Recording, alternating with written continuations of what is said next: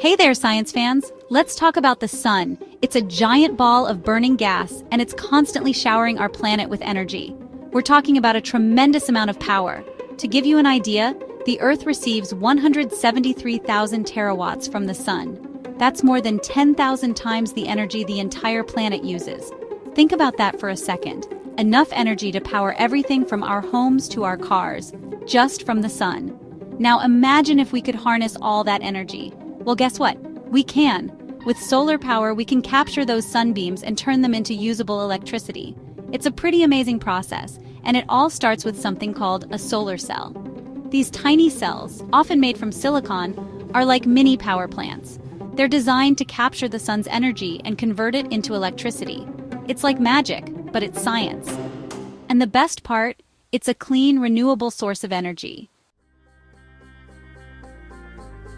So, how does it work? Let's get small, really small, and peek inside a solar cell.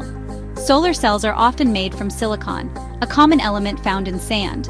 Now, silicon is made up of atoms, and these atoms have electrons that are always on the move. When sunlight hits the solar cell, those light particles called photons knock into the silicon atoms. This collision gives the electrons in the silicon a boost of energy, causing them to jump to a higher energy level. This jump is important because it creates a flow of electricity. Think of it like this. Imagine a bunch of marbles at the bottom of a hill. The sunlight acts like a little kid, giving those marbles a push and sending them rolling. That rolling motion, that flow of marbles, is like the flow of electricity. Okay, so we've got these amazing solar cells capturing the sun's energy and creating electricity. But how does that electricity get to our homes and businesses? Well, that's where solar panels come in. Solar panels are made up of many solar cells all wired together. When sunlight hits the panel, all those individual cells work together to generate a larger electrical current. This direct current, DC electricity, is then sent to an inverter. The inverter's job is to convert the DC electricity into alternating current, AC electricity, which is the type of electricity that powers our homes and the electric grid. Once the electricity is converted, it's ready to use.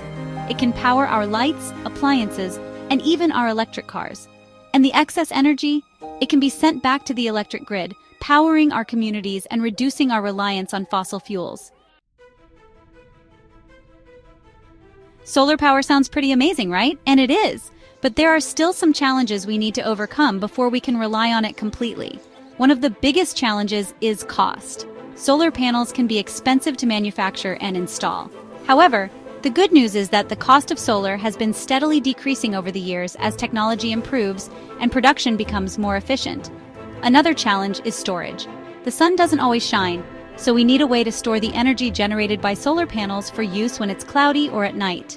Battery technology is improving rapidly, but we still have a long way to go before we can store large amounts of solar energy affordably and efficiently. Despite these challenges, the future of solar is bright. As technology continues to advance, solar power is becoming more efficient, more affordable, and more accessible. With continued innovation and investment, we can overcome these challenges and unlock the full potential of solar energy.